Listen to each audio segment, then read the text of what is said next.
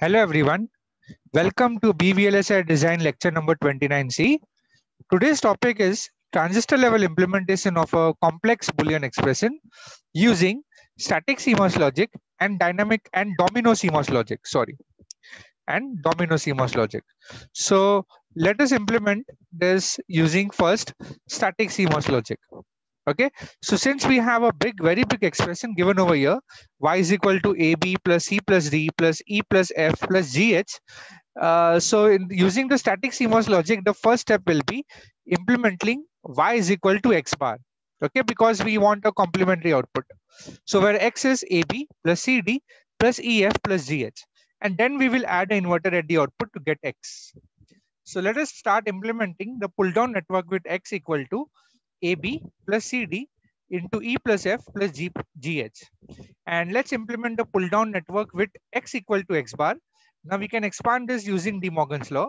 So the first term will be A bar plus B bar dot into bracket C bar dot B bar plus E bar dot F bar bracket close, and we have into G bar plus H bar.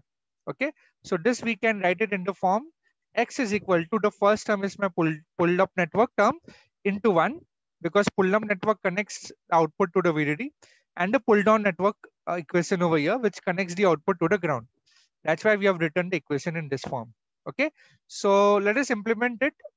So in the pull-up network, we have over here we have A bar plus B bar. So here we have A bar plus B bar multiplied by, we have CD.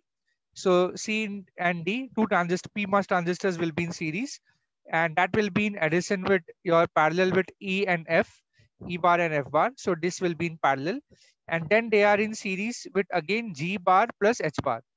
So over here, G bar plus H bar. Okay, this is with respect to your pull-up network. So we have VDD connected, and this is my output from bottom of the pull-up network. And for the pull-down network, we have exactly complementary. So we have AB plus C plus D into E plus F plus GH. So wherever we have a plus, they are in parallel. Whenever we have a multiplication, the transistors will be in series. So if we want to see at the output again, we get X. We have to connect another CMOS inverter to get Y. Okay, and Y will give us the proper expression. AB plus C plus D into E plus F plus GH. So this will give us the proper expression. Now let me show you the complete design. So this is the complete design view. This is the entire design. I guess I have to minimize a little more. Yeah. So this is the complete design for the static CMOS inverter. And how many inverters are required? How many transistors are required over here? So we have using static CMOS logic we have implemented. So we have 8 in the pull up, 8 in the pull down, and 2 extra for the CMOS inverter. So the total transistor count over here is 16 plus 2, total 18 transistors we require. Okay. And now let's come to the domino logic. So domino logic, we know that the pull down network is same as your static CMOS. So in the pull down network, we have AB plus C plus C plus D into E plus F, and that will be plus GH. Okay, so this is consist of my pull down network.